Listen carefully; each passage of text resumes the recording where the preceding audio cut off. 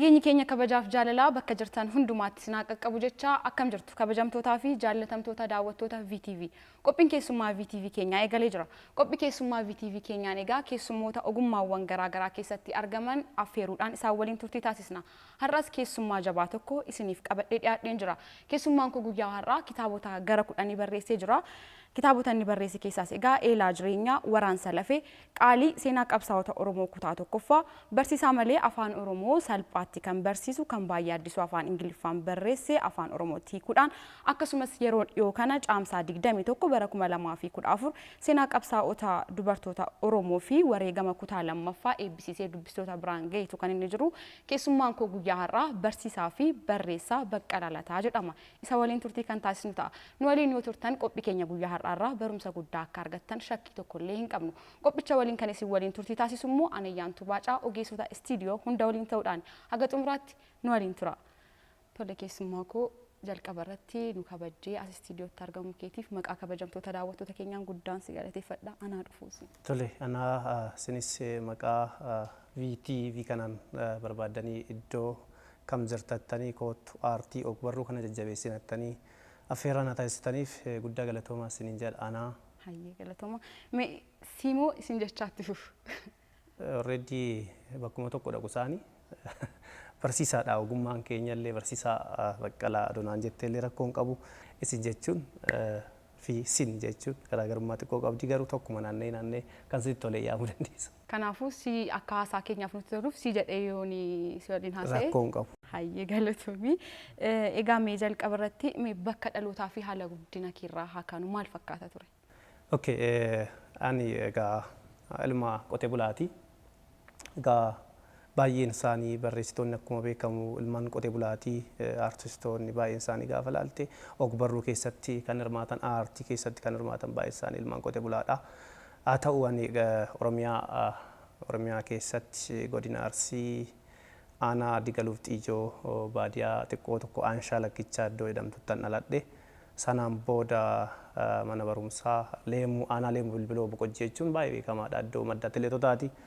Naannoo sana daangarra jirra waan ta'eef achuma naannoo sanatti aanaa Leemuu Bilbiloo keessatti tokko hagajjaa mana barumsaa Leemuu Sirbaa jedhamtuttan baradhe. Acharra darbee 8 illee achuma keessattan baradhe 9 haga 12 mana barumsaa sadarkaa lammaffaa Boqojjii iddoo barreessaa Gaaddisaa Birruu fa'i akkasuma Tafarii fa'i barreessaa beekamaa Tafarii fa'i kan amma yeroo ammaa ala jiraata. Itti guddatan keessattan iddoo madda atileetotaa kan taate keessattan baradheeti. Sana booda gara Yuunivarsiitii Ambooti jechuun kan godhe Yuunivarsiitii Ambooti 2004 kaasee 2006 digrii koo jalqabaa afaanii fi ogbarruudhaan nan fudheeti. Achuma deebi'ee ammas maasterii yookiin digrii lammaffaas akkasuma afaanii fi ogbarruudhaan nan fudhee Amboodhumaayi. Egaa haaluma jalqaba irratti jireenyi maal fakkaate kan jettu haaluma jireenya qotee bulaa ilmaan Oromoo baadiyaa keessa jiraatu haaluma sanaan loon tiksaa tapha adda addaa kana taphachaatu maala sanaan kan guddanne. Ana booda akkuma ilmaan baadiyaa kamittuu barnoota keenya hordofne amma gara barsiisummaattan dhufee gasiisi. Amma barsiisaa fi barreessaadha jechuudha walumaa galatti. Egaa bakka atileetonni ba'anii akka dhalatee nuuf kaastee jirta. Mee gara atileetummaatti hiyyaanni ture ammatti barreessaadhas barsiisaadhas maal fa'a akkamitti filannoo keedhaan immoo maatiidhaan? Already gara atileetummaatti hin jaalle kan jedhu Arsiitti dhalattee garbuu Boqojjii garbuu naannawaa Arsii kana nyaachaa aannan isaanii dhugaa fiigicha kan hin jaalle hin jiru. Xiqqummaatti nan fiigan ture. Akka carraa ta'e immoo already kennaan yookiin uuman illee waan sii kennu carraan sii kennutu illee uuman sii kennu illee ganama kan kee kana yoo jedhe gara biraattis bobbaasaati already ani barreeffamaa fi ogbarruu barreessuu fi barsiisummaatti kanan dhufe tokko kennaadha lammaffaa fedhiidhasi maaliif jennaan barsiisaa Fayyilataa kan jedhamu hangafti koo jira ture. Inni baay'ee kataba ture ammallee barreessaadhaan illee kitaabota afaan Ingilizii afaan Oromoo afaan Amaariffaa kana kataba dhiyoo kana fa'i Tiriyoo kan jettu kitaaba haaraa galakkisee ture. Kitaabota baay'ee barreessa tureen walaloowwan adda addaa kan inni barreessanii danda'a walumaa galatti jechuu barbaadeen barsiisaa afaanitiin illee kitaabota akka kanneen jalqaba irratti godaannisa gurraacha Abbayyaa kanneen akka Isaayaas Hordofaa barreessitoonni beekamoon kun Isaayaas Hordofaa Gaaddisaa Birruu akkasuma Dhaabaa Wayyeessaa barreessan kana laanaaf laata ture. Isaan dubbisuudhaan already eelaa jireenyaa jechuun kitaaba koo jalqabaa asoosamaadha. Already eelaa jireenyaa akkam barreessu kan na taasise fedhii keessa koo gurraachi abbaa naaf horeen gurraachi abbaa akkatti barreeffamee ilaaltechi keessatti uummata Beenishaangul Gumuuziiti kanaa fi Oromoo daangaa tokko irra jiru walitti bu'iinsa naannoo sanarraa xiyyeeffateetu kan inni barreesse maqaa achi keessatti fayyadamu akkamitti jechootan akka fayyadamu hundi isaa achi keessatti gaafa ilaaltu kunumtuu maali waan jedhudha asoosama waan jedhamu kallattii sanaan na qajeelchee barsiisan obboleessi koo kun sanarraa gara fedhiidha kan jedhu fedhii qofaa otoo hin taane immoo kennaanis keessatti uumamni sii kennu jira. Akkasuma saayinsii irratti dabalata saayinsii jechuun gama barnootaan nama fakkeenya fedhii kootiin barnoota ogbarruu afaan Oromoo ogbarruu fi afaan Oromootiin kanan fudhe fedhii kootiin achumarraa isin ilaallata saayinsii irratti dabalatteetu saayinsiidhaan wal madaalteetu kan barreessitus kitaaba har'a barreessan hedduudha barreessaa hedduu qabnaarra qulqullina kan dhabe sababa saayinsii isaan qabneef. Seera qubeeffamuu seera barreeffamuu sirna tuqaalee kanneen hin eegne saayinsii isaan hin deeggarre hiikan qabu jechuudha kallattii kanadha fedhiidhas kennaadhas jechuu barbaadeen gabaabse. Kanaafuu maatii dhumaanii jechuudha. Already kennaatti deema akkas jennillee maatii dhumaanillee amma garasitti dhufaa jira. Tole baay'ee namatti tola. Mee egaa har'a xiyyeeffannee kan nuti haasofnu kitaabota hedduu barreessitee jirta gara 10 garuu har'a kan irratti xiyyeeffannu seenaa qabsaa'ota dubartoota Oromoo fi wareegama kutaa lammaffaa kan yeroo dhiyoo dura eebbifamee dubbistoota biraan gahamedha. Egaa kitaaba seenaa keessumaayyuu barreessuun ulfaata odeeffannoo sirrii argachuun baay'ee cima. Mee ati odeeffannoo sirrii oriijinaala ta'e akkamitti argatta maal fakkaata ture adeemsisaa? Jalqabumaa nuti barreessan wanti gochuu qabdu seenaa kan dhalootatti dabarsitu seenaa barreessaa malee seenaa balleessaa ta'uu hin qabnu. Waan nuti har'a hojjanne seenaa nuti har'a barreessine seenaa nuti har'a lafa keenye dhaloonni boruu dubbisa dhaloonni boruu bara. Shaggar yookiin Finfinnee teessee waa'ee Oromiyaa waa'ee Oromoo barreessu otoo hin taane keessa gadi buuteetu bira teessee seenaa dhugaa qorachuu qabda. Egaa akkamitti funaannatti kan jedhuu fi akkamitti seenaa dhugaa funaannatti kan jedhuu fi jalqabumaa seenaa qabsaa'ota Oromoo fi wareegama kutaa tokkoffaa kan jedhu seenaa dhiirotaa irratti kan xiyyeeffate kitaabni koo jalqaba gaafa manaa bahu seenaa dhugaa barreessuu qabaadha. Seenaa dhugaa akkamitti argatta? Fakkeenyaaf seenaa gootaa barreessina yoo ta'e gootni sun lubbuudhaan jira tokko achirraa kaata lubbuun yoo jiraate goota sammataasaa bira deemtee bakka inni argamutti irraa odeeffannoo fudhatta kanuma gochinan godhes. Lammaffaa hiriyaan goota sanaa jaal qabsoosaa jalqabsoo goota sanaa sadaffaa maanguddoota naannawa sanaa arfaffaa aadaa fi turizimii naannawa sanaa waa'ee seenaa goota sanaa irratti maal barreesse waan jedhu kanneen irraa odeeffannoo guurratta. Odeeffannoo kanneen irraa guurratte kana odeeffannoo guurrattee booda maal goota saansoordi goota edit goota deebiteetu immoo garamitti fidda. Kitaabni achirratti barraa'e waa'ee goota sanaa irratti barraa'e jira. Miidiyaan immoo waa'ee kitaaba goota sanaa irratti lafa kaa'e jira. Kallattii adda addaatiin walitti fidda. Walitti fiddee isa dhugaa ta'e maatiin jiru achi keessa maatiin obboleewwan jiru firri isaa jiraachuu danda'a keessa dirreen irratti qabsaa'aa ture toorri irratti qabsaa'aa ture eessa kan jedhu toora sana doowwachuudhaan naannoo sana gaafachuudhaan seenaa dhugaa akkas ta'e walitti fidda kana fuute wal madaalaa immoo dhugaa qabatamummaan isaa akkami kan jedhu kana laalta. Fakkeenyaaf seenaa qabsaa'ota wareegama isa jalqabaa kan barreesse keessa Moyyaalee keessa achiin daangadhuma Moyyaalee Meelbaad jedhamtu tokko jirti haga iddoo sanaa akkasuma immoo asiin Harargee haga dhumaatti asii Wallagga Dambidolloo iddoo eebbisaa addunyaatti dhalate asii Salaalee keessa guutummaa Oromiyaa guutuu godina 21 irraa naanna'ee funaanan ture akkasuma ishee kanallee seenaa qabsaa'ota dubartoota Oromoo wareegama kutaa lammaffaa kan jettu kana seenaa dubartootaa kan namoota biyya keessa jiran dubartoota goota biyya keessa jiran qaamaan bira ta'uudhaan kanneen biyya keessa hin jirre immoo fi kanneen biyya keessa hin jirre immoo karaa adda addaatiin karaa miidiyaatiin miidiyaa hawaasaa kanniiniin bilbilaan kallattii adda addaatiin akkasuma immoo wantoota adda addaa miidiyaan achirratti jedhe kanneen funaannachuudhaan kanan barreesse bira teessee waan ta'e san argitee qabatamaa isaa argitee seenaa dhugaa barreessuu qabdaadha. Kanaaf kallattii sanaan guurrachaa ture seenaa kana odeeffannoo isaa jechuudha. Baay'ee dadhabsiisaa ture jechuudha. Gaamiilaan baadiyyaa keessa deemtee tassaabaa turte. Mee hagam taajjabdee haga argitee kitaabota seenaa goototaa kan barreeffamanis hedduudha kan isaan jiran akkasumas miidiyaalee adda addaa irratti kan gadhiifaman illee ni jiru. Dhugummaa isaa hagam argiteeti mee wal bira qabdee yeroo ilaaltu jechuudha. Yeroo tokko baay'ee yeroo of jibbisiisu jira. Maaliif jennaan kan barreeffamee jiruu fi kan argitu qabatamaatti kan argitu gargar. Taajjabee waan an darbee taajjabee faallaa seenaa faallaa akkaataa itti himamu jira. Jetteedhaan kitaaba tokko irraa arganii jetteedhaan argatee kan barreessu jira. Sanna malee iyyuu immoo seenaa goota tokkoo funaanuu deemeen ture fakkeenyaaf gara Arsii Lixaa kana. Seenaa goota sanaa already an namatti illee himne citiinan keessa kootti qabadheera. Barri yoo baase haa baasudhee karaa tokkoon karaa negatiif ta'e waan qabuuf. Seenaan an dhaqee hubadhee dhaqee gootichi san seenaa isaa barreessuu kan an dhaqeef goota jedheen seenaa isaa funaannachuu dhaqe. Inni sun garuu garagaltoo sanaati ta'ee kan argame yeroo seenaa isaa isa sirrii funaanu garagaltoo waan sanaati. Waan ta'eef immoo sababa qaba. Kanaaf yeroo isaatti habaasu dheen kutaa tokkoffaa kanaati irratti dhaamsa jedheen waan an taajjabeen qaba jedhee akkaataan ittiin barreessan qaba dhaamsa jedhee seenaa dhugaa ta'e yaada barreessan dhaloota kanaaf jedhee. Kanaaf seenaa bira teessee gad danda'amaa ta'etti jala teessee qabatamaa qaamatti dhiyaaturraa dhugaasaa fuutee dabarsuu qabda yookaan burjaajessuu qabda. Kanaafidha waliin gitu baay'ee waliin gitu iddoo kitaabota baay'ee eeruu hin danda'a. Tan otoo hin taane kitaaba barreessuun jajjabeessu ogbarruu Oromootiif rakkachaa turre barreessaa baay'ee hin qabnu turre. Barreessaa 2-3 quba 2 lakkaa'amuun qabaachaa turre. Amma garuu barreessaa baay'ee arganneera. Garuu qulqullina irratti xiyyeeffachuu qabna. Barree caalatti qulqullinaa fi odeeffannoo dhugaata irratti xiyyeeffachuu qabnaadha. Keessaayyuu namoota seenaa barreessan irratti jechuudha. Yaada gaarii nuuf kaastee egaa qulqullinaan barreessitoonni baay'achaa jiru. Eeyyee garuu qulqullina isaa irratti haa xiyyeeffatanii xiyyeeffadhaa isiniin jechaa jira waan ta'eef hundi keessan iyyuu akka kanaa yaada keessaa galchitan isiniin jenna galatoomi isiniin jenna asumaanis.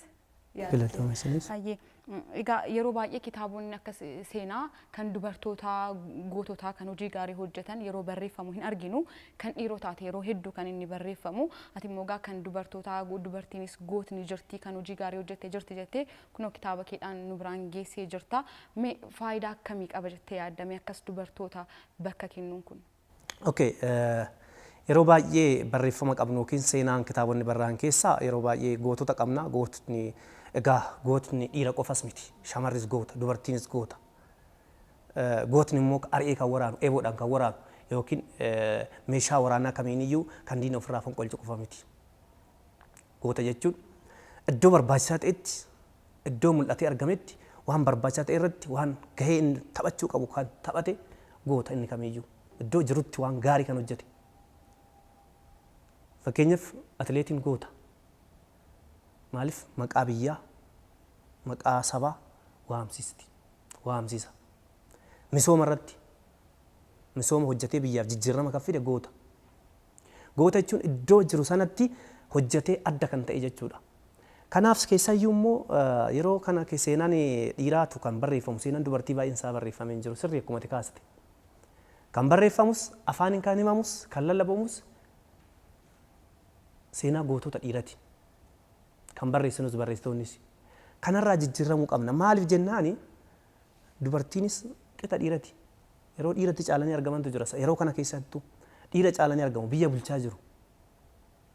Ba'anii waraanaa jiru. Iddoo diinni dhufutti iddoo barbaachisa taanaan diina sana ofirraa deebisuun barbaachisa taanaan qolachuun barbaachisa taanaan qolachaa jiru. Kaleessa immoo dhiironni gootonni dhiiraa Oromoo kan milkaa'an dubartiin milkeesse. Akkamitti tooftaa malti. Odeeffannoo kenniti. Galaa geessiti. Meeshaa waraanaa dhiyeessiti. Irratti hin beekamu. Kana jechuun immoo qabsoo aanjessuu keessatti qabsoo mijeessuu keessatti hidhattee kan kaate gootota jajjabduu qabna. Gootota jajjabduu waraanaan qofa otoo hin taane aartiidhaan fakkeenyaaf Oromoon ogbarruu Oromoo keessatti kanneen akka Maaramee Harqaa fa'aa kitaaba kana keessa jiru. Gundoo Booree jettee kitaaba walaloo yeroo jalqabaatiif kan barreessite ogbarruu Oromoo tokko jettee kan qabsiistedha. Dubartii cimtuu goota kun. Kanaaf immoo dubartii akkasii deebinee argachuu qabna. Dhaloonni biroo argachuu qaba. Kan argachuuf immoo nu akka isaanii yoo ta'uu baanne, goota yoo ta'uu baanne, yoo hin dadhabe waan xinnoo tokko gochuuf hin qabu. Waan xinnoo inni gochuu qabu seenaa isaanii san dhalootatti dabarsuudha. Maaliif jenna dubartii akka sana argachuuf, goota sana argachuuf jechuudha.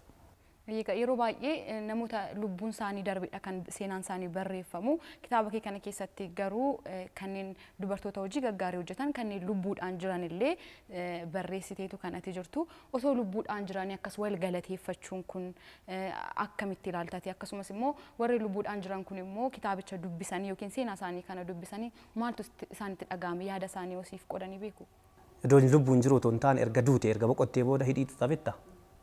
Ayii jedha. Otoo jirtu garuu lubbuun jirtu asii taasisee hin beeku. Fakkeenya gabaabduu tokko si kaase seenaa Asaffaa Shaaroo Lammii barreesseen tureen. Asaffaa Shaaroo Lammii jechuun goota Salaaleeti. Hiyyeessaaf nama dhaabateedha. Maaf sisoo safartoodhee nama hiyyeessaaf dhaabatee abbaasaa irraa nama abbaasaatti garagaree abbaasaatti loleedha jalqabarraa kaasee. Garuu yeroo inni jirutti jireenya isaa jiraachaa ture ija koonan dhaqee seenaa isaa yeroo katabutti bira taa'een jireenya isaa ilaalaa ture. Jireenya isaa baay'ee gadi bu'aa baay'ee jibbisiisaa ture. Yeroo sanatti iyyaa ture. miidiyaatti lallabaan ture, miidiyaa baay'eetti lallabaan ture. Uummata Oromoo keessan dhuunfaadhaan miidiyaa adda addaatiin kallattii adda addaatiin labsaan ture. Jireenya hin jirre jiraachaa ture. Garuu uummata Oromoof hiyyummaa keessaa ba'uu qaba uummanni Oromoo. Sisoomaa safaratu uummanni Oromoo maa hiyyoommata hojjetatee maaf abbaa humnaatiif laata jedhee mormaa ture keessaa isa ture. Garuu akkaataan inni itti dadhabee akkaataan inni itti boqote baay'ee si gaddisiisa. Already saba biroo sana artistii beekamaa Haacaaluun boqoteef duuti isaanii walirra waan dhufeef seenaan isaallee akka hin himaminiif ta'e sirriitti illee hin himamneef Asaffaa Shaaroo lammiiti. Achi keessatti gadu'ee garuu amma maal jechaa ture? Hayii Asaffaa Shaaroo du'e hayii hidhii xuuxu wantoota akkasii hin barbaachisu. Haga danda'amaa ta'etti goota yeroo jirutti jabeeffachuu lubbuun otoo jiruu jabeeffachuu. Fakkeenyaaf seenaa nama jiruu barreessite kan jettu fakkeenyaaf keessaa tokko baay'een isaanii warra jiranidha lubbuudhaan. Fakkeenyaaf Artist Silfinesh Qannoo lubbuudhaan kan jirtudha. Caaltuu Siyyoo lubbuudhaan kan jirtudha. Ayyaantuun lubbuudhaan kan jirtudha. Ayyaantuu Baalchaa lubbuudhaan kan jirtudha. Ishee alaabaa itti faarfattu baay'ee cimtu weellistu. Namoonni baay'een isaanii lubbuudhaan jiru. Raggaatuu Roobaa bilbilaan amma reefu Ameerikaa deemtee malee Gibxii turte bilbilaa wal hordofaa turre. Gammachuu guddaa kana jedhamne. Already guyyaa eebbaa sanillee agarte Caaltuu Siyyoo agarte gammachuu isheen agarsiisaa turte. Haalli isheen itti agarsiisaa turte. Guyyaa guyyaan ammallee akkaataa isheen gammachuu keessa ishee ibsattu. Maaliif bu'aa ishee sana ijatti fuulatti yoo kitaabuma kanaan illee agarte seenaa ishee akka lafa hin banne dhalootatti darbeef ifaa jechisiisuun waan biraa gochuu fi dadhabne. Harka ishee rukutamtee akkanatti baattattii deemtee hoggaa meeqa bosona turtee nuuf jecha. Yoo sana waa gochuu fi dadhabne uummanni Oromoo kun har'umallee ishumallee yaaluu hin dandeenye. Harkuma ishee kana baattatee deemtee yaallamuuf biyya alaatti deemtee yaallamuudhaaf qarshii dhabdee rakkachaa jirti. Garuu kitaabuma kanallee barreessinee amma dhaloota dabarsuudhaatiif gammachuun isheen qabdu kanan jedhamu. Otoo jiru goota otoo jabeeffatanii wal otoo jabeeffatanii natti tola jechuudha. Kallattii kana nan hubadhaan. Egaa barsiisaa fi barreessaa Baqqalaa Lataa yaada gaggaarii fi bu'aa guddaa buusuu danda'anidha kan itti nutti himaa jirtu. Galatoomi siin jenna. Asumaan suurota garaa garaa sadiitu jiru. Waa'ee isaanii immoo waa xiqqoo haasofname. Suurri kun maal ibsaa? Okay, galatoomii suuraa kana eessaa akka fiddellee hin beekne. Already galatoomii. Suuraan kun mana yaalaa wayii natti fakkaata. Arsii keessa as Dodolaadha. Dodolaa Bunee Gubaa jedhamti goota jabduudha. Goota jabduu baay'ee geerarti. Achi seenaa ishee irra barreesseera. Baay'ee geerarti. Bunee Gubaa jechuun Dodola keessatti jiraattee amma sa'aatii kana baadiyaawii jirti. Dodola irraa achi baatee baadiyaawii. Eessan naqaa qe'ee isheen naqa odeeffannoo seenaa ishee funaanuudhaaf. Qe'ee ishee gaafa naquu isheen dhukkubsattee mana yaalaa deemtee jirti. Qe'ee ishee baadiyaa keessa jooraa ooleen konkolaataa dhabee gara sa'a 4-5 jedheen gannallee dhabaa yeroo ba'a.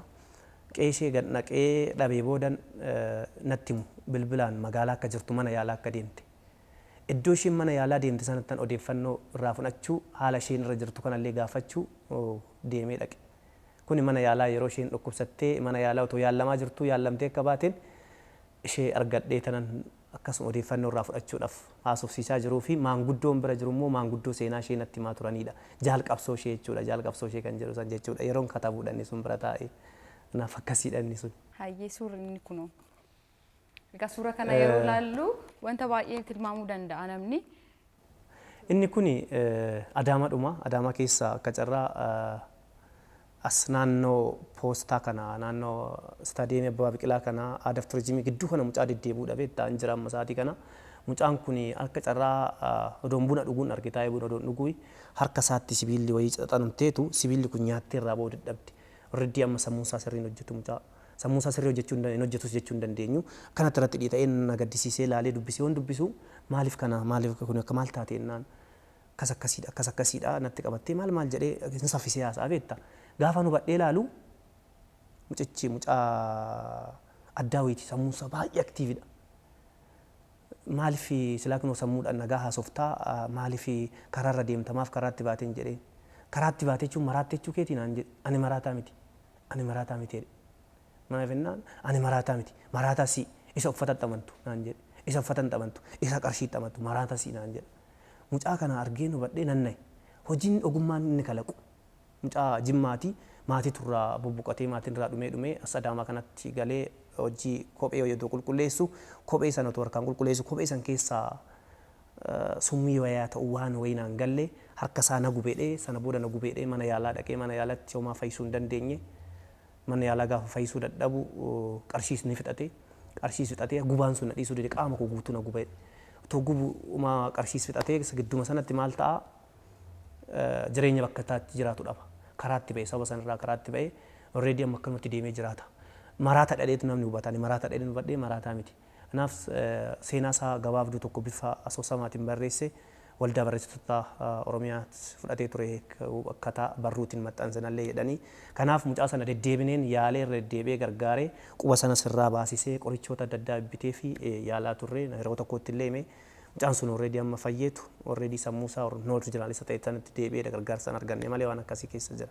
mucaa sanaadha mucaan kun. Baay'ee namatti tola. Eeyyee gaafa laalamu gartee akkasuma fakkaata nama sammuun isaa hojjenne wayiiti kan inni fakkaatu garuu egaa akkaataa inni itti taa'ee yaada sitti maa jiru illee wanta nama ajaa'ibudha jechuudha. Mucaa beekaa sammuun isaa aktiif kalaqa adda addaa kalaqee harkaa qabu doo gartee meeshaa wanni kalaqu keessaa fiiziksii irratti herreega irratti sa'aatii kana kalaqni kalaqaa jiru garuu maraataadha waan akkanumaan kalaqasee'u inni inni kalaqee tokkoon isaa garuu bira dhaqanii doo hubatanii baay'ee waan si ajaa'ibsiisuuti namni sammuu qabu namni qabeenya qabu namni hojjetu namni baratee agas hojjeta dheeyyaa doon mucaa sana kanaaf ammallee gara fuulduraatti mucaa sana duuba bu'ee humnaaf malee duuba bu'ee akkaataan ittiin hordofee otoo gara tokkotti fidee natti tola ture beektaa namoonni akkasii baay'ee jiru jechuun walumaa galattu namoonni hubatamne namoonni ciccimoon karaa irratti hafan namoota akkasii hedduu jira. Waan uffataan ilaallee kan baqan tokko akka sitti hin buune kan barbaadu jira rakkina irraan ka'e immoo inni xuraayeetu rakkina irraan ka'e waan uffatu waan nyaatu dhabee rakkatu Oromiyaa keessaan akkasii maraattonni maraataa otoo hin taane maraattonni yaadaa hedduu jiru Oromiyaa keessa. Hayyigaa wal gargaaruun wal bira dhaabbachuun immoo aadaa keenyadha asumaanis akka namoota akkasii akkasitti ilaallee akka biraan dabarrii fi yaada isaanii fudhannee isa sirrii adda baafachuunis barbaachisaa akka ta'e asumaan barumsa guddaa argannee irra galatoome suurri kun inni sadaffaaf inni xumuraa immoo isa kanadha. Okay.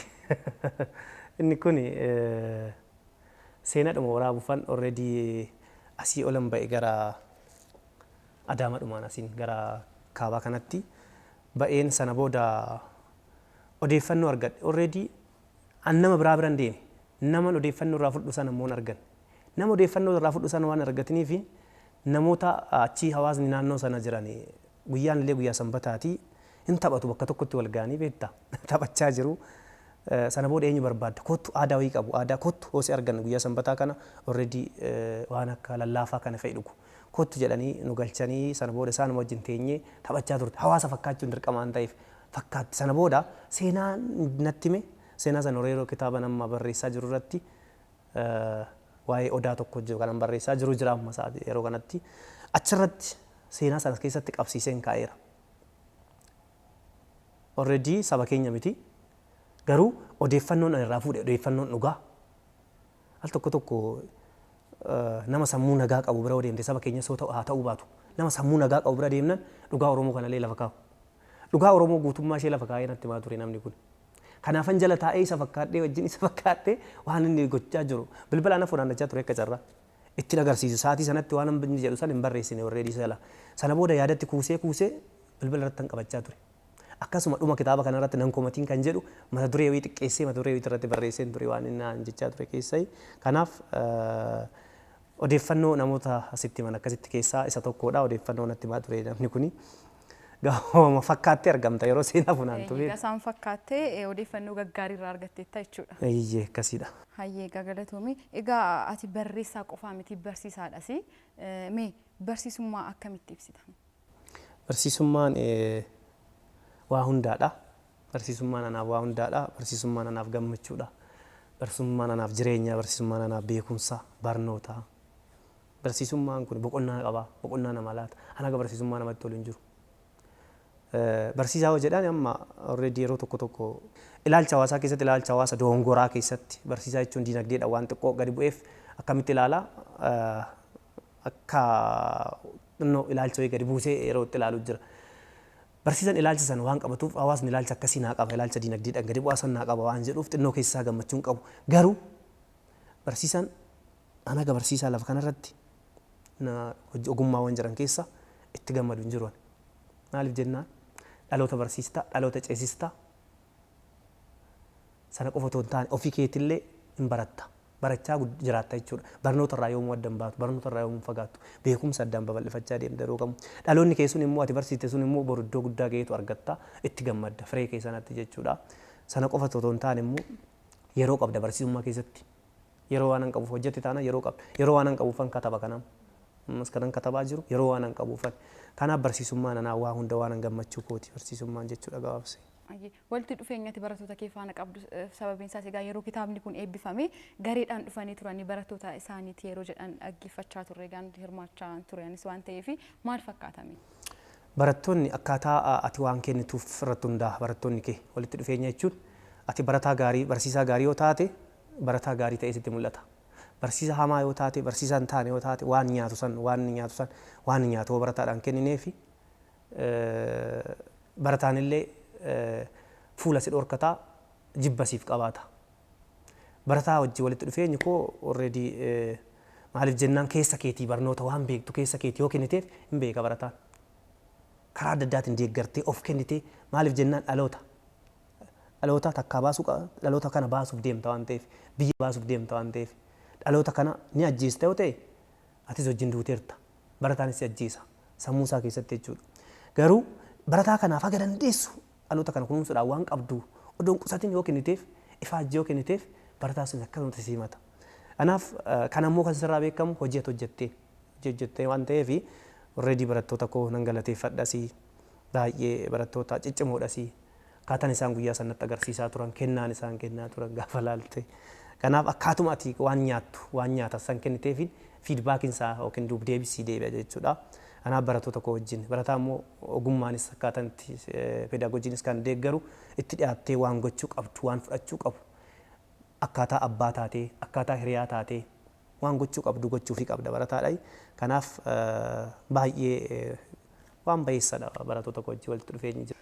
Yeroo kitaabota odeeffannoo funaannattutti mudannoo kana hin dagadhu yoomiyyuu maaliifan kana jalqabe jettee baay'ee kan itti aartee jira laata?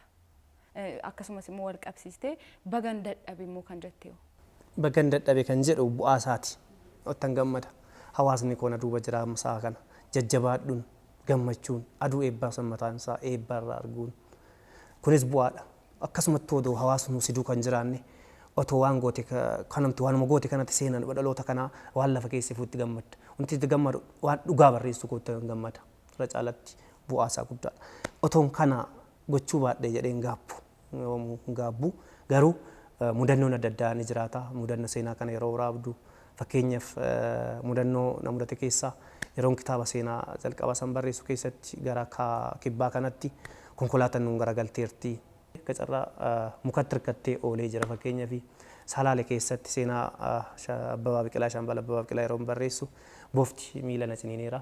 Boofti miila na ciniinee yeroon itti ofii koo hidhee guduunfee mana yaalaa deemee yaalamee akkasitti baafadhe jira summii sana.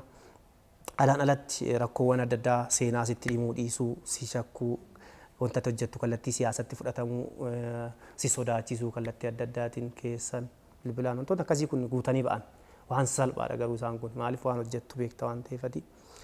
Odeeffannoo yeroo fudhattu fa'i odeeffannoo yeroo guurrattu fa'i qaama biraati jedhanii kallattii sanaan si shakkuu haga dhugaasaa baranitti kitaabota koon baadhee deema yeroo baay'ee kitaaban agarsiisaa fa'i yeroo akkasitti funaanuu jira.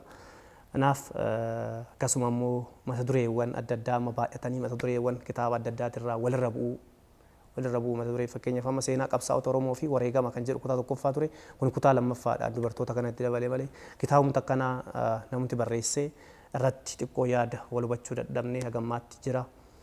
Kanaaf kitaaba mokoo mata duree mokoo tura duraanii ture kuni wantoota akkasii kunniin hin mudatu kunni waan salphaadha. Kanaaf wanti guddaan bu'aa guddaan immoo kitaabni kun seenan dhalootatti darbu isaati kanaan nan gammada. Egaa bu'aa bayiiwwan hunda keessa dabarte akkas firii isaa gaafa agartu immoo baay'ee nama gammachiisa. Gabaabsinee kitaaba kana qollisaa yaada koo hagamnaa ibseera jettee yaadda maal immoo ibsuu barbaaddeetu mee daawwattoonni keenya akka baraniif. Kitaabni kun naa ibseera already inni jalqabaa suni fardaan eeboodhaan waraana beektaa akkasitti waraana fardaan eeboodhaanii waraanuuf goota ibsaa gootni Oromoon gaachanaa fi gaachanas qabasiini gaachanaa fi eeboodhaan waraana gootni Oromoo kun dur seenaa baay'ee keessatti olaalte inni kun immoo dubartiidha. Dubartiin kun immoo asirratti dubartiin already Oromoon kun uummanni Oromoo kun sirna gadaatiin bulaa ture. Sirna gadaa jiraata jechuun waa hundi jira jechuudha. Oromiyaan rakkoolee adda addaa keessa jirtu kan har'a odoo sirni gadaa jiraate keessa hin jirtu. Rakkooleen kamuu isheen qunnamu. Hamaan kamuu isheen qunnamu. Sirni gadaa waa hundaadha. Sirni gadaa sun nu haa deebi'u waan jedhu uummanni Oromoo sirni gadaa sun nageenya, dimokiraasiidha. Inni otoo nu deebi'eetti jirra. Eenyumtuu guutummaan keenya yoo jechuudha. Jechuun akka kootti fakkeenyaaf. Kanaaf gama kamiin iyyuu gaafa laalte kitaaba sanarratti illee alaabaa abbaa gadaatiif faayameera kitaaba jalqabaa sanarrallee.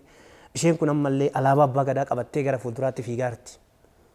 Yoo asirratti hoggaa laalte maaliif jennaan asitti kun miilli ishee gara alaabaa abbaa gadaatti fiigaarti. Gara eessatti fiigaarti? Gara sirna gadaatti fiigaarti. Sirni gadaa nu adeemuudha. Kunillee alaabaa abbaa gadaatiin isheen qabattee gara fuulduraatti fiigaartu dubartiin kun qabsoo taasisnee sirni gadaa nu adeemu waan jedhu of keessaa qabaati.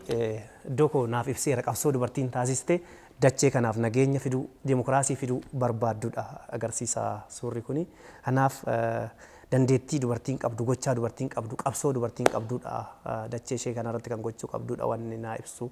Kanaaf immoo naa ibseera akkaataan ani bocaan ogeessan waliigallee naa hojjenne. Already asumaan odoon galateeffatiin kan darbu otoon darbiin harkaan kaase Dassuu Dalasaa kan jedhamu aartistii beekamaadha. Already peentariidha. Ishee kanallee ishee fardaa sanillee harkaan kaase akkana godhe dheettime harkaan kaasetu asirra keenye asumaan otoon galateeffatiin hin darbu jechuudha Dassuu Dalasaa. Yeroo qola isaa ilaalan haaraa akka hin taanee fi yaada isaa akka baranii fi daawwattoonni sirriidha. Gaafadhe gara fuulduraatti kitaabota kutaa tokkoffaa kutaa lammaffaa jedhanitti fufaa jiru kutaa sadaffaa akkasitti fufiinsa qabaatu gara fuulduraatti maalaa eeganii dubbistoonni. Egaa barreessan gahoomuu barruun dhaabu. Barruun kan isaati kan uummataati. Barruu kana kiyyas miti keetis miti kan hawaasaati kan hunda keenyatti dhuunfaatti hin qabnu. Egaa yoomuun dhaabu kan ammoo waadan ofii galeera. Kanaaf kutaa tokkoffaa barreesseera, kutaa lammaffaa barreesseera. Sanadhaatti kitaabota asoosamaa barreesseera yeroo darbe keessa ispookiniiwwan adda addaa hiikeera akkuma dura sila kaaste. Ammatti kutaa sadaffaan kana ammatti hin eegallee qorachuuf ba'uun nan ba'a. Yeroon qoradhu sanatti seenaa kutaa sadaffaa seenaa dhiirotaati ta'aadha sammuu koo keessatti. Garuu barreessan hin beekamu yaada ofiillee jijjiirrachuu danda'a. Akka barbaadetti barreessa. Asiin eegee jijjiirrachuu illee danda'a maal ta'eef. Kanaafi kutaa lammaffaa sadaffaa keessatti seenaa dhiirotaati. Kutaa arfaffaa seenaa dubartootaati. Kallattii kana sammuu koo keessa kan jiru garuu kan amma kan bilcheesse waa'ee odaa haaraa tokko magaalaa Adaamaa keessatti odaan sun odaa raajii jedhameetu odaan harkaan dhaabamee biqilamee jira. Kanaaf odaa sana irratti seenaa isaa funaanan jira. Odaa sana asuma waan ta'eef seenaa isaa fi seenaa uummata kanaa waliigalatti isa xumurarran jira. Akkasuma immoo asoosama tokko asoosama jabaa wayii kan harkaa qabu jiraati kan xumuree taa'an isaan san maxxansee gabaarra oolchee gabaa yookiin uummata biraan ga'e. Sana booda immoo kutaa sadaffaa arfaffaa kanaatti xiqqoo haalli jiru amma odeeffannoo funaannachuuf dirree keessa baatee odeeffannoo funaannachuuf haalli jiru xiqqoo isee waan nama shakkisiisuuf wantoota adda addaatirra. Kanaaf waan hin mijanneef isaan sana hagaan itti deebi'utti jalaan immoo wantoota biroo kitaabota akkasii qopheessan jira. Kanaaf barreessuun yoomuu dhaabatu. Kanaafiyyuu kitaabota kan biroo hedduudhaan si eegna. Dhaamsaa fi nama galateeffattuu qabatte sumaan. Namni galateeffadhu already kana jettee galateeffachuu ni ulfaata ni baay'atas. Kanaaf uummata Oromoo hunda galateeffachuun dirqama kooti. Namoota odeeffannoo naaf laatan kallattii kamiin iyyuu na deeggaran kitaaba kun akka maxxanfamu na taasisan maxxee barratti sagantaa haala addaa ta'een qopheessan na cinaa dhaabbatan hunduu galatoomaa isinis dhaabban VTV achitti argamtanii sagantaa miidhagsaa ooltan sana qofa otoo hin taane na keessummeessitan illee asitti kunoo odeeffannoo narraa fudhachaa keessummaa na godhattanii ogbarruun Oromoo dagaaguu qaba guddachuu qabattanii waan naaf feertaniif. Kanaaf isinis galatoomaa uummanni Oromoo waliigalatti keessaayyuu quuqama Oromummaa qaban eenyummaa fi ofii beekan Oromummaa ceesuuf jedhan nageenyaaf dhama'an hunduu galatoomaa jechuun barbaada. Hayyee barreessaa fi barsiisaa Baqqalaa Lataa nu kabajjee as istiidiyoo keenyatti argamtee akkana fakkaatu akka waliin dabarsinu waan nu taasisteef maqaa kabajamtoota daawwattoota keenyaan ammas irra deebi'ee galatoomii ulfaadhu sin jechuun barbaada. Isinillee dhaabbanni kun sinitti baruu galatooma ulfaadhaa barbaaddanii ogbarruu guddisuuf aartii guddisuuf ifaajaa jirtu keessatti Oromiyaa Aart Instituut gaheen hin taphachaa jiru gahee addaati. Akkasuma dhaabbata kanas of cinaatti qabattanii haala kanaan keessaayyuu dirree ogbarruu irratti xiyyeeffattanii hojjechaa jirtu argaan jira. Sinitti baruu sin waliin haa imaluu galatoomaa isiniin jedha. Hayyee galatoomaa. Egaan kabajamtoota daawwattoota keenya qophiin keessummaa VTV keenya guyyaa har'aa kanan gammaatti daawwachaa turtan kana fakkaata ture. Qophii keenya guyyaa har'aarraa akka barattan abdii guddaa qabna. Egaa akkan akkasitti bareedee akkan fuuldura keessan taa'u kan nagooti mana uffata aadaa haadha firaa asumaan guddaa galateeffachuun barbaada. Torban keessummaa gara biraadhaan yeroo wal fakkaataa kan walitti deebinu ta'a. Nama torbaniin waa taasisu. Horaa bulaa.